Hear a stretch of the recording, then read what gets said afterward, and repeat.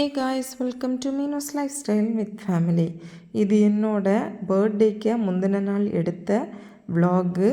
இந்த விலாகுக்கு முன்னாடி நான் இந்த ஸ்டட் வாங்கின மினி விலாக் உங்களுக்கு வந்திருக்கும். போன வீக் வந்தப்பவே நான் டிசைட் பண்ணிட்டேன், நெக்ஸ்ட் வீக் வந்து நம்ம தேர்ட் ஸ்டட் போட்டுக்கணும் அப்படிங்கிற மாதிரி டிசைட் பண்ணியிருந்தேன்.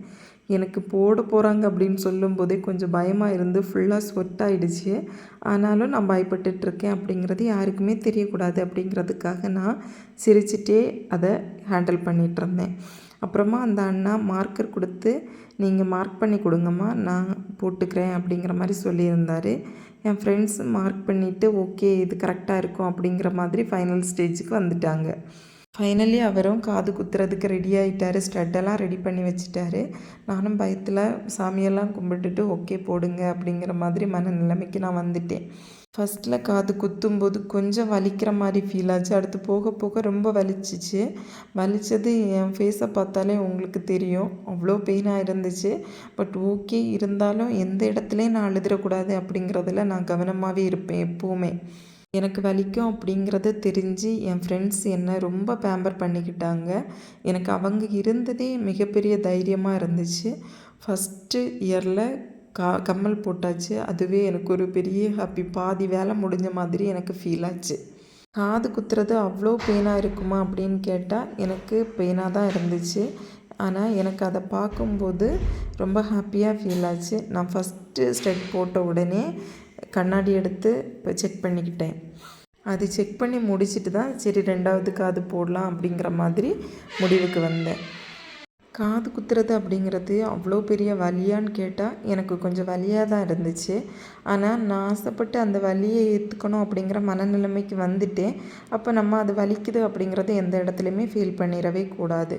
இது நானாக ஆசைப்பட்டு ஏற்றுக்கிட்டது அப்படின்னு நினச்சிட்டு நம்ம அதுலேருந்து மூவ் ஆன் பண்ணி போயிட்டே இருக்கணும் அப்படிங்கிறது தான் என்னோடய ஐடியா. 2 காதும் குத்தின பிறகு ரொம்ப பெயினாக இருந்துச்சு. ஆனால் என்னோடய ஃபேஸை பார்க்கும்போது எனக்கு அவ்வளோ ஹாப்பியாக ஃபீல் ஆச்சு. எனக்கு ஒரு ஃபுல் சாட்டிஸ்ஃபைடாக இருந்த மாதிரி எனக்கு ஒரு ஃபீலு. நம்மளோட லைஃப்பில் நமக்கு பிடிச்ச மாதிரி எந்த ரெஸ்ட்ரிக்ஷனும் இல்லாமல் வாழ்கிறது ஒரு கடவுள் கொடுத்த கிஃப்ட் அப்படின்னே சொல்லலாம்.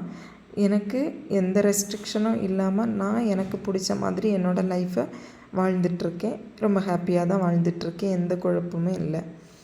காது குத்தி முடித்த உடனே இந்த செப்பல் வாங்கணும் அப்படின்னு சொல்லிட்டு இந்த செப்பல் ஷாப் வந்தோம். எங்களுக்கு பிடிச்ச மாதிரி கலெக்ஷன்ஸ் இந்த செப்பல் ஷாப்பில் இல்லை. அதனால் நெக்ஸ்ட் வீக் பார்க்கலான்னு விட்டுட்டோம். நமக்கு பிடிச்ச சண்டே ஸ்பாட் அப்படின்னா இந்த ஜூஸ் கடை தான். இந்த ஜூஸ் கடையில் எல்லாருமே வாட்டர்மெலன் ஜூஸ் வாங்கி குடித்து ஹாப்பியாக கொஞ்சம் நேரம் சிரித்து பேசிட்டு ஜாலியாக இருந்துட்டு வெளியே வந்துட்டோம். தென் நம்மளோட தாத்தாவோட கடையில் ஃப்ரூட்ஸ் கொஞ்சம் வாங்க வேண்டியிருந்து அந்த ஃப்ரூட்ஸ் ஷாப்பிங்கை முடிச்சுட்டு போகலாம் அப்படிங்கிறது தான் பிளானு. ஃப்ரூட்ஸு எல்லாமே ஃப்ரெஷ்ஷாகவே இருந்துச்சு. இந்த ஏரியாவில் மேங்கோ கொஞ்சம் வெரைட்டி நிறைய கிடைக்கும். மேங்கோ சீசனில் மேங்கோ சாப்பிட்டா நல்லாயிருக்கும் அப்படின்னு ஃபீல் பண்ணி இந்த மேங்கோஸ் தான் நாங்கள் இப்போது கடைசி 2 வாரமாக தொடர்ந்து வாங்கிட்டே இருக்கோம். எப்போவுமே 1 கிலோ மாங்காய்க்கு 1.5 கிலோ எப்போவுமே இருக்கும்.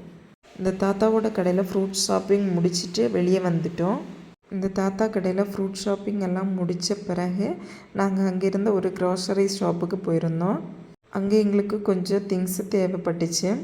காஃபி பவுடர், சுகர் இதெல்லாமே வாங்கிட்டு வெளியே வந்தோம். வெளியே வந்துட்டு இந்த கடையில் பனானா நிறைய வெரைட்டி கிடைக்கும். நாங்கள் ரெகுலராக ரெட் பனானாக்காக இந்த கடையை தேடி வருவோம்.